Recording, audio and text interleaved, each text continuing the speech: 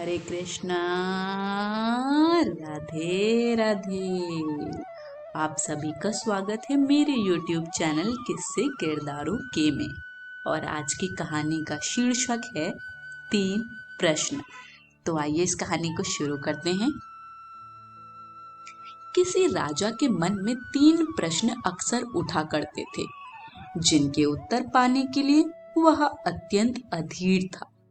इसलिए उसने अपने राजमंत्री से परामर्श किया और अपने सभासदों की एक बैठक बुलाई। राजा ने उस सभा में जो अपने 3 प्रश्न सबके सम्मुख रखे वे थे: पहला, सबसे महत्वपूर्ण कार्य क्या होता है? दूसरा, परामर्श के लिए सबसे महत्वपूर्ण व्यक्ति कौन होता है? तीसरा, किसी भी निश्चित कार्य को करने का महत्वपूर्ण समय कौन सा होता है? कोई भी राजा के प्रश्नों का संतोषजनक उत्तर ना दे पाया, लेकिन उस सभा में राजा को एक ऐसे सन्यासी के बारे में पता चला जो सुदूर जंगल में एक कुटिया में रहते थे और सबकी जिज्ञासा का समाधान करने में समर्थ थे। राजा भी साधारण वेश में अपने कुछ सैनिकों एवं गुप्तचरों को साथ लेकर चल दिया उस सन्यासी के दर्शनों के लिए। दिल में एक ही आस थी कि अब उसे अपने प्रश्नों के उत्तर अवश्य ही मिल जाएंगे। जब वे सब सन्यासी की कुटिया के समीप पहुंचे तो राजा ने अपने सभी सैनिकों एवं गुप्तचरों को कुटिया से दूर रहने का आदेश दिया और स्वयं अकेले ही आगे बढ़ने लगा। राजा ने देखा कि अपनी कुटिया के समीप ही सन्यासी खेत में कुदाल चला रहे हैं।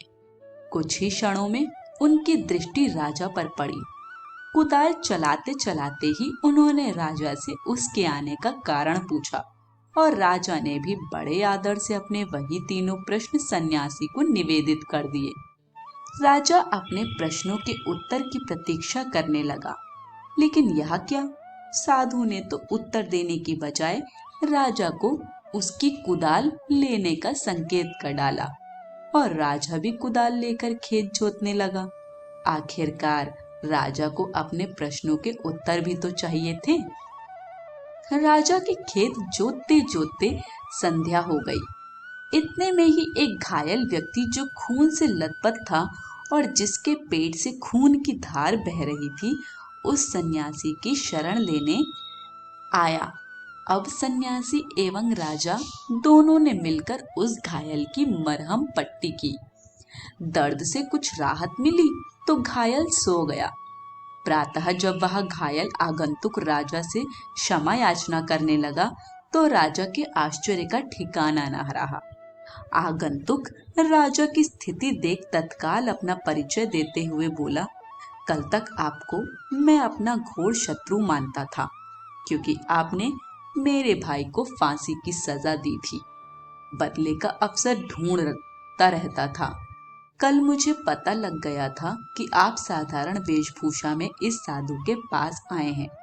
आपको मारने के उद्देश्य से मैं यहाँ आया था और एक झाड़ी के पीछे छिपकर बैठा था, लेकिन आपके गुप्तचर मुझे पहचान गए और घातक हथियारों से मुझे चोट पहुंचाई। लेकिन आपने अपना शत्रु होने के बावजूद भी मेरे प्राणों की रक्षा की। परिणामतः मेरे मन का द्वेष समाप्त हो गया है। अब मैं आपके चरणों का सेवक बन गया हूँ। आप चाहें दंड दें अथवा मुझे क्षमा याचना दें, यह आपकी इच्छा। घायल की बात सुनकर राजा स्तब्ध रह गया और मन ही मन इस अप्रत्याशित ईश्वरीय सहयोग के लिए प्रभु का धन्यवाद करने लगा। सन्यासी मुस्कुराया और राजा से कहने लगा, राजन, क्या अभी भी आपको अपने प्रश्नों के उत्तर नहीं मिले? राजा कुछ दुविधा में दिखाई दे रहा था, इसलिए सन्यासी ने ही बात आगे बढ़ाई। आपके पहले प्रश्न का उत्तर है, सबसे महत्वपूर्ण कार्य वही होता है जो हमारे सामने होता है। जैसे आपने मुझे खेत जोतने में सहयोग दिया। यदि आप मुझे सहानुभूति ना दिखाते तो आपके जीवन की रक्षा ना हो पाती। आपका दूसरा प्रश्न था कि परामर्श के लिए कौन महत्वपूर्ण होता है, जिसका उत्तर आपको स्वयं ही मिल चुका है कि जो व्यक्ति हमारे पास उपस्थित होता है उसी से परामर्श मायने रखता है। जैसे उस घायल व्यक्ति को सहायता की आवश्यकता थी जिसके प्राण आपने बचाए, इस तरह आपका शत्रु भी आपका मित्र बन गया। तीसरे प्रश्न का उत्तर यही है कि किसी भी निश्चित कार्य को करने का महत्वपूर्ण समय होता है अभी। शिक्षा। मित्रों, महान रूसी साहित्यकार टॉल्स्टॉय की यह कहानी हमें सावधान करती है कि वर्तमान के महत्व को कभी भी नहीं भूलना चाहिए।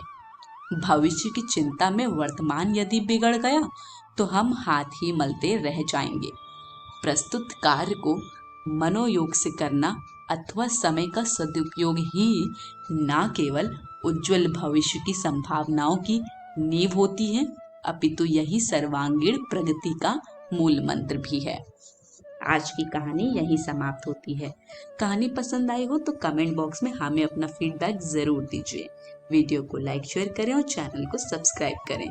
सभी को हरे कृष्ण, राधे राधे।